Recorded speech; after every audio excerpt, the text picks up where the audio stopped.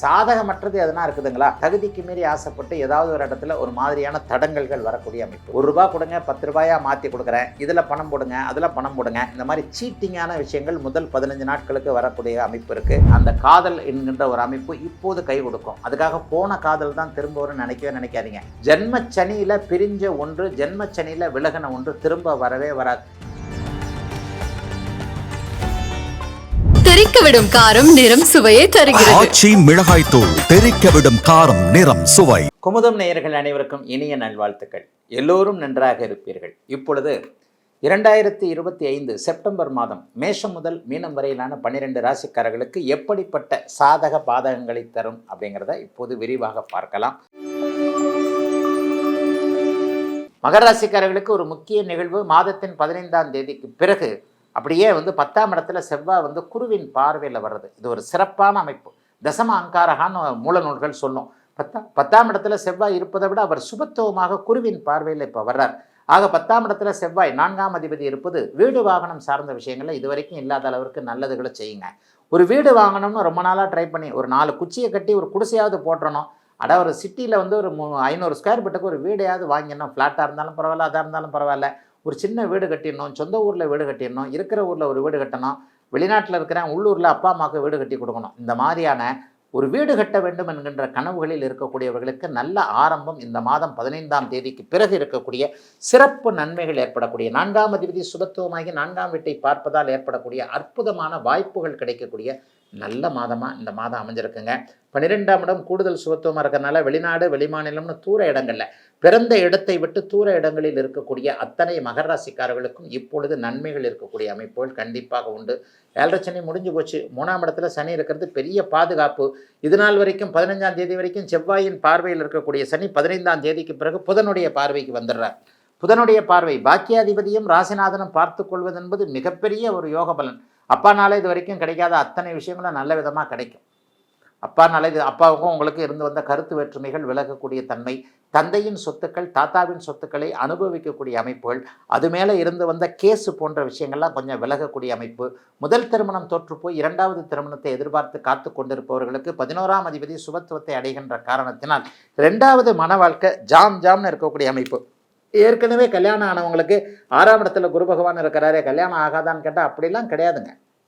உங்களுடைய தசாபக்தி அமைப்புகளின் அடிப்படையில் நல்லவைகள் தான் நடக்கும் என்கின்ற நிலை இருக்கும் பொழுது கல்யாணத்திற்கு குருபலம் ஒரு தடையாக இருக்காது. மாத ஆரம்பத்தில் முதல் 15 நாட்களுக்கு சுக்கிரன் 7ஆம் இடத்தில் இருக்கின்ற ராசியை பார்க்கின்றபடியால் முதல் 15 நாட்களுக்குள்ளேயே திருமணம் முடிவாகக்கூடிய தன்மை, ஆவணி மாதத்திற்குள்ளேயே திருமணம் முடிவாகக்கூடிய தன்மை என எல்லாத்துலேயும் ஒரு நிறைவுகள் இருக்கக்கூடிய அமைப்புகள் உண்டுங்க. சாதகமற்றது எதனா இருக்குதுங்களா? 8ல் முதல் 15 நாட்களுக்கு சூரியன் இருக்கிறார். இந்த விஷயம் கொஞ்சம் உங்களை ஒரு மாதிரியாக தடைகளை கொடுக்கக்கூடிய அமைப்பு. அட்டமாதிபதி அட்டமத்திலேயே வலுவாக இருப்பது எங்கேயாவது ஒரு இடத்துல ஆசைப்பட்டு தகுதிக்கு மீறி ஆசைப்பட்டு ஏதாவது ஒரு இடத்துல ஒரு மாதிரியான தடங்கல்கள் வரக்கூடிய அமைப்பு. ஆகவே ₹1 கொடுங்க 10 ரூபாயா மாற்றி கொடுக்குறேன், இதில் பணம் போடுங்க, அதில் பணம் போடுங்க, இந்த இப்போ கொடுத்து விடுங்க, அப்படியே நம்ம திருப்பி கொடுத்து விட்டுறேன், நான் உங்களுக்கு பணம் போட்டு விட்டேன், அப்படியே ஜிபேயில் அதை நீங்கள் திருப்பி எனக்கு போட்டு விட்டுருங்க. இந்த மாதிரி சீட்டிங்கான விஷயங்கள் முதல் 15 நாட்களுக்கு வரக்கூடிய அமைப்பு இருக்குது. அந்த லிங்க் அழுத்து, இந்த லிங்க் அழுத்து, அந்த இதை அனுப்பு, இந்த இதை அனுப்புன்ற இந்த ஃபேக் கால்ஸ் வருது இல்லையா? இந்த மாதிரியான விஷயங்களில் மட்டும் கொஞ்சம் கவனமாக இருக்க வேண்டிய மாதமாக 8ல் சூரியன் இருப்பதால் முதல் 15 நாட்களுக்கு கவனம் தேவையான மாதமாக அமைந்திருக்கிறது இந்த மாதம். கும்பராசிக்காரர்களுக்கு கொடுப்பினை உள்ள மாதமாக இந்த மாதம் அமையுங்க. ராசியை குருபாக்கிறார். ராசியில் ராகு இருந்தால் கூட அவர் குருவின் பார்வையில் மட்டுப்பட்டு இருக்கக்கூடிய அமைப்பு மிகப்பெரிய ஒரு யோக அமைப்பு. 8ஆம் இடத்துல எதிர்பாராத அதிர்ஷ்டத்தை கொடுக்கக்கூடிய அளவில் மாதத்தின் பிற்பகுதியில் 15 நாட்களுக்கு அப்படியே அருமையாக புதன் உச்சம் என்கின்ற அமைப்பை அடைகிறார்.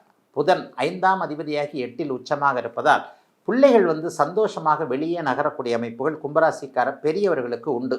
படித்த பிள்ளைங்களுக்கு வெளியிடங்களில் வேலை கிடைக்கிறது, பெண் பிள்ளையை கல்யாணம் பண்ணி தூர இடங்கள் பெங்களூர் ஹைதராபாத் மாதிரியாக அனுப்புறது, இந்த மாதிரியான விஷயங்கள் எல்லாம் இப்போது கண்டிப்பாக அப்படியே கும்பராசிக்காரர்களுக்கு ஏற்படும். கும்பராசிக்காரர்களுக்கு பெரிய சோதனைகள் இல்லை. அதான் ஜென்மச்சனியில் போட்டு வாட்டி எடுத்துருச்சு அவங்கள. ஜென்மச்சனி முழுக்க கும்பராசிக்காரர்கள் அழுகையாகத்தானே இருந்தது, வயதிற்கு ஏற்றார் போல.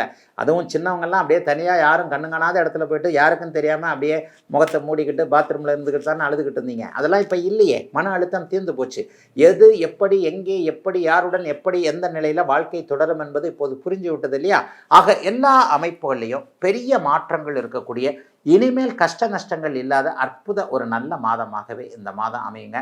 மாதத்தின் கடைசி பகுதியில் 15ஆம் தேதிக்கு பிறகு சுக்கிரனும் குருவும் இணைந்து ராசியை பார்ப்பது சிறப்பான ஒன்று. எந்த ஒரு ராசியாவது ஒரே ஒரு ராசியை மட்டும்தான் குருவும் சுக்கிரனும் ஒரு மாதிரியாக சேர்ந்து பார்ப்பாங்க, வேற எந்த இதுலேயுமே இப்படி பார்க்க மாட்டாங்க. இப்போ கும்பராசிக்காரர்களுக்கு மாதத்தின் பிற்பகுதியில் பார்த்தீங்கன்னா சுக்கிரன் 7ஆம் இடத்துலேருந்து பார்ப்பார், குருவும் 5ஆம் இடத்துலேருந்து பார்ப்பார். ஆக 15ஆம் தேதிக்கு பிறகு தொட்டது தொடங்கக்கூடிய நல்ல அமைப்புகள் இப்போது கும்பராசிக்கு இருக்கின்றன. வேலையில் நல்லது நடக்கும், தொழிலில் நல்லது நடக்கும், வியாபாரத்தில் நல்லது நடக்கும். இதுவரைக்கும் அழுத அந்த காதல் என்கின்ற ஒரு அமைப்பு இப்போது கை கொடுக்கும். அதுக்காக போன காதல் தான் திரும்ப வரும்னு நினைக்காதீங்க. ஜென்மச்சனியில் பிரிஞ்ச ஒன்று, ஜென்மச்சனியில் விலகின ஒன்று திரும்ப வரவே வராது. என்னன்னா என்ன, அந்த சினிமாவில் பார்க்குற மாதிரி எஸ்கலேட்டரில் நம்ம இறங்க வேண்டியதுதான், அவங்க ஏற வேண்டியதுதான், பேசிக்கவே முடியாதபடி இப்படி மூஞ்ச பார்த்துக்கிட்டு போக வேண்டியதான்ற மாதிரி தான் இருக்கும்.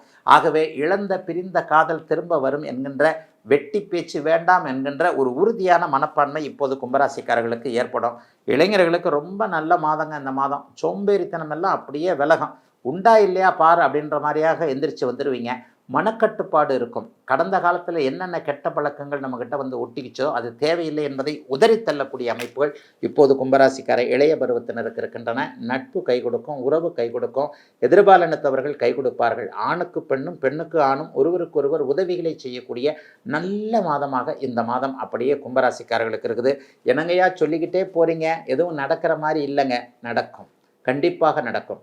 நடப்பது கண்ணுக்கே தெரியாமல் இயல்பாக, கெட்டது உடனே நடக்கும், நல்லது நிதானமாக தான் நடக்கும். நல்லது நடக்கக்கூடிய காலம் கும்பராசிக்காரர்களுக்கு இப்போது வந்துவிட்டது என்பது தான் உண்மை. அதற்காக யார் தடுத்தாலும் எதுவும் நிற்காது. ஆகவே கெட்டதை அனுபவித்த அத்தனை கும்பத்தினருக்கும் நல்லது வரக்கூடிய நல்ல மாதம் இந்த மாதம். மீனராசிக்காரர்களுக்கு இப்போது 2-3 நல்ல விஷயம் நடக்குது. என்னதான் முதல் பகுதியில் வந்து 7ஆம் இடத்துலேருந்து செவ்வாய் வந்து 8ஆம் இடத்திற்கு 15ஆம் தேதிக்கு மாறினாலும் அவர் குருவின் பார்வையில் இருக்கிறார். ஒரு உச்சகிரகம் ராசியில் இருக்கக்கூடிய சனியை பார்க்க போகுது. 15ஆம் தேதிக்கு பிறகு புதன் உச்சனாகி ராசியை பார்ப்பார். ஆக எல்லா நிலைமைகள்லையும் மீனராசிக்காரர்களுக்கு ஓரளவிற்கு நன்மைகள் இருக்கக்கூடிய மாதமாக இந்த மாதம் இருக்கும். ஆனாலும் உங்களுக்கு ஜென்மச்சனி நடந்துக்கிட்டு இருக்கு. ஜென்மச்சனி நடக்கும்போது மற்ற கிரகங்கள் எல்லாம் சனிக்கு அடக்கமாகித்தான் செய்யும். ஏன்னு சொன்னால் ஜென்மச்சனின்றது உங்கள் மனசை ஆக்கிரமிக்கக்கூடிய ஒரு அமைப்பு. மனசு சரியாக இருந்தால் தானே கைகாலெலாம் வேலை செய்யும். சனியே போய் உங்கள் மண்டையில் வந்து ஏறி உட்காந்துக்குச்சு அப்படின்னு சொன்னால் கை என்ன பண்ண போகுது, கால் என்ன பண்ண போகுது. கைன்றது ராகுவாக இருக்கும், கால்ன்றது கேதுவாக இருக்கும், இன்னொரு மார்புன்றது குருவாக இருக்கும், வயிறுன்றது சுக்கிரனாக இருக்கும். இப்படித்தான் போயிடும். மூளையை இப்போது உங்களுக்கு சனி ஆக்கிரமித்து கொண்டிருக்கிறார் இளைய பருவத்தினருக்கு. நான் சொல்லுகின்ற எந்த பலனும் 50 வயதுக்கு மேற்பட்டவர்களுக்கு எதுவுமே கெட்டது நடக்காது. மீனராசியில் 2 விரிவாக பிரிச்சுவேன். 50 வயசுக்கு மேற்பட்டவர்களுக்கு வழக்கமான நல்ல யோக பலன்கள் கண்டிப்பாக நடக்கும். 50 வயசுக்கு கீழே இருக்கிறவங்களுக்கு சில பல அனுபவங்கள் இருக்கக்கூடிய அமைப்புகள் உண்டு. ஆனால் இந்த மாதம் பெரிய நெகட்டிவ் கண்டிப்பாக எதுவும் இருக்காது. ஏன்னா ஒரு சகஜமாகவே இருக்கும். செவ்வாய் வந்து வலிமையான ஒரு நல்ல அமைப்பில் வருகிறார். 8ஆம் அதிபதியான சுக்கிரன் மாதத்தின் பிற்பகுதியில் 6ஆம் இடத்திற்கு வருகிறது. விபரீத ராஜயோகம். யார் உங்களுக்கு இது வரைக்கும் எதையும் செய்ய மாட்டாங்கன்னு நினச்சிருந்தீங்களோ அவங்க வந்து ஒரு நல்ல விதமாக, எதிரியாக இருந்தவர் நண்பராக மாறுவது, செய்யவே மாட்டார் என்று நினைப்பவர் செய்ய கொடுப்பது, செய்வது, உங்களுக்கு ஹெல்ப் பண்ணுறதுன்னு தலைகீழ் மாற்றங்கள் இப்போது கண்டிப்பாக உண்டு. வேலையில் கடுமையான ஸ்ட்ரெஸ் இருக்கும். சில பேருக்கு வேலையே இருக்காது. வேலை இருந்தால் சம்பளம் இருக்காது. நம்முடைய திறமைகளை மதிக்கிறதுக்கு அங்கே ஆள் இருக்காது. என்னத்தை பெரிய வேலை செஞ்சுட்டேன். உங்களை விட சோம்பேறியாக உட்காந்துக்கிட்டு இருக்கிற ஒருத்தனுக்கு நல்ல பேர் கிடைக்கும். உங்களை விட முட்டாளாக இருக்கிற ஒருத்தன் உங்களை விட உயர் பதவியில் இருப்பான். அதை பார்த்துட்டு கம்முன்னு வேடிக்கை பார்த்துக்கிட்டு இருக்கக்கூடிய சூழல் உண்டு. ஜென்மச்சனி என்பது ஒரு நிலையில் அடுத்து 30 வருஷத்துக்கு நீங்கள் நல்லா இருக்கிறதுக்கான ஒரு அனுபவங்களை கொடுக்கக்கூடிய ஒன்று தான். அது இப்போது குறிப்பாக உத்திரட்டாதி நட்சத்திரக்காரர்களை பாதித்து கொண்டிருக்கிறது. உத்திரட்டாதி நட்சத்திரக்காரர்களுக்கு என்ன சொன்னாலும் அது அப்படிலாம் ஒன்றும் பெருசாக நடக்காது. என்னையா இருந்தாலும் சும்மா மாதம் இப்படித்தான் சொல்லிட்டு போகிறார், ஒன்றும் நடக்கலை அப்படின்னு தான் நினைப்பீங்க. பருவம் வர வர, வயது வர வர ஜோதிடமும் உங்களுக்கு புரிய சில பல விஷயங்கள் காதுக்கும் கண்ணுக்கும் அறிவுக்கும் கருத்துக்கும் எட்டக்கூடிய அமைப்புகள் கண்டிப்பாக உண்டு. ஆனால் ஒன்று, மீனராசிக்காரன் நல்லவன், உண்மையிலே நல்லவன், வெளிவார்த்தைக்காக சொல்லலை. வெள்ளந்தி என்று சொல்லப்படக்கூடிய வெள்ளை மனம் கொண்ட உங்களுக்கு பெரிய அளவில் சோதனைகள்லாம் இந்த மாதம் கண்டிப்பாக இருக்காதுங்க. ஆண் பெண் ஏமாற்றங்கள் இருக்கும். இளம் பெண்கள் கவனமாக இருக்கணும். ஜென்மச்சனியில் தான் இழக்கக்கூடாததை இழப்பீங்க. ஐயோ போச்சே அப்படிங்கிற அமைப்பு இளம்பெண்களுக்கு இந்த மாதம். சுக்கிரனுடைய வீட்டில் செவ்வாய் வருகிறார். இந்த அமைப்பே வந்து உங்களுக்கு, அதுவும் 8ஆம் இடத்துல வருகிறார். ஆசை வார்த்தைகள், தேனொழிய பேசக்கூடிய எந்த வார்த்தைகளையும் நம்பக்கூடாது. காரியத்தில் மட்டுமே கவனமாக இருக்க வேண்டிய, உழைப்பை மட்டுமே நம்ப வேண்டிய, அதிர்ஷ்டத்தை நம்ப தேவையில்லாத மாதமாக அமைந்திருக்கிறது மீனத்தினர் எல்லோருக்கும். குறிப்பாக 50 வயதுக்கு கீழே இருப்பவர்கள் அனைவருக்கும் இந்த மாதம்.